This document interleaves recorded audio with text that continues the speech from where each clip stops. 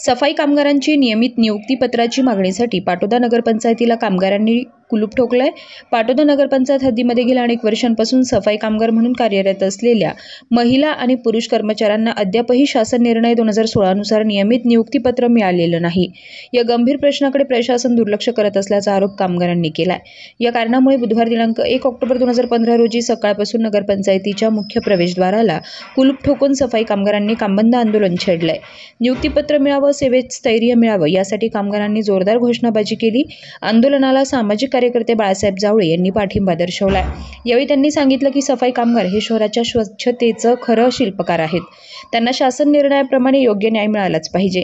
नगरपंचायत प्रशासनाने कामगारांचे प्रश्न तातडीनं सोडवले पाहिजेत, अन्यथा लढा आणखी तीव्र केला जाईल। या आंदोलनात नगरपंचायतीतील सर्वच सफाई कामगार सहभागी झाले होते। कामगारांच्या या आंदोलनामुळे नगरपंचायत प्रशासनावर तातडीनं कारवाई करण्याची वेळ आली आहे। संपादक इद्रिस चौस, IB न्यूज, पाटोदा। तालुका पाटोदा, जिल्हा बीड येथील नगरपंचायत कार्यालयाला आम्ही जाहीरपणे प्रशासनाला सांगून कुलूप ठोकलेलं आहे। या ठिकाणी ग्रामपंचायत पासून नगरपंचायत अस्तित्वात आल्यापासून या नगरपंचायत कर्मचाऱ्यांनी सफाई कामगाराबद्दल अनास्था दाखवलेली आहे। हे सरकार, या नगरपंचायतचं प्रशासन उदासीन आहे। या सरकारनं मागासवर्गीय महिला आणि पुरुष मागासवर्गीय आहेत असा समज करून जाणीवपूर्वक त्यांना वेठबिगाराची आणि गुलामाची वागणूक दिलेली आहे।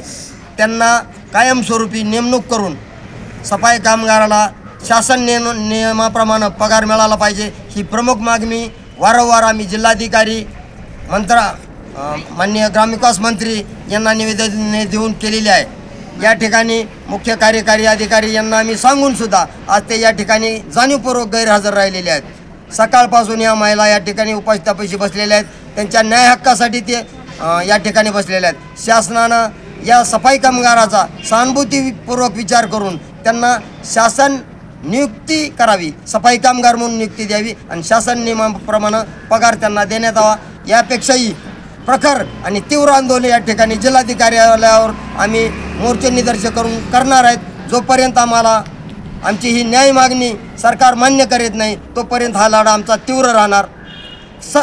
सफाई कामगार एकजुटीचा, सफाई कामगार एकजुटीचा। पाठा देऊन राजूबाई आप्पा थोरात आणि असं आम्हाला का नाही येळेची वेळ पगारी नाही तर काय नाही तर आम्हाला ना कायमस्वरूपीचं आम्हाला पत्र द्यायला पाहिजे का सफाई कामगार। आणि इतकी आमची तर इतकी राडोळी करतात का नाही, आम्ही बोलायला लागलं की हसत्यात, हे करतात, पैसे मागायला गेले की नुसते राडोळी करतात, नुसतं आम्हाला नुसतं येड्यासारखंच केलं त्यांनी। आणि पगारी टायमाला देत नाहीत, 2 टाइम काम करून आमचे खाडे पण 12,000 काढले।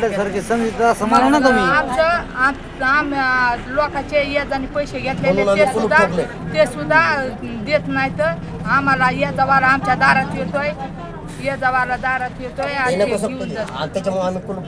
त्याच्यामुळं आम्ही कुलूप ठोकलंय आणि आमचं आम्हाला न्याय भेटूस आम्ही कुलूप ठोकलंय। नगरपंचायत पासून ग्रामपंचायत पर्यंत कामाला आलेले 30 वर्ष झाले। माझ्याकडे सगळे कागदपत्राची पुरवठा आहे। मी वेळेवर इथं कागदपत्र दिले पण त्याचे काहीच ह्यांनी त्याचा मार्ग दाखवला नाही। आणि मार्ग न दाखवून आम्ही आमचा हक मागाय गेलो का की म्हणतात तुमचा इथं काही संबंध राहिलेला नाही, तुम्ही आहेत ती रोजंदारीवर आहे, तुमची कुठलीच पुरवठा कुठवर गेली नाही। जाय तुम्हाला काय हक मागायचा तर एकनाथ शिंदे पर्यंत जा आणि तिथं तुम्ही मागण्या करा, आमच्यापासून काहीच भेटणार नाही म्हणतात। आणि शिवसाहेबाकडे गेले की म्हणतात आम्हाला इथं बार कशाला त्रास द्यायला तुम्ही येतात, तुमचा तर आम्हाला त्रास द्यायचा काहीच कारण नाही, तुम्ही शासनाला भांडा, आम्हाला भांडायचा अधिकार नाही तुमचा। तुम्ही शिवसाहेबाला काय म्हणला? आणि 2 महिने भरतात तरी पगार देत नाहीत। मागाय गेलं की पुन्हा शिवसाहेब आम्हाला दम देऊन बोलतात की तुमचा अधिकारच नाही आम्हाला पगार मागायचा। आणि माझ्याकडे सगळे कागदपत्र आहेत।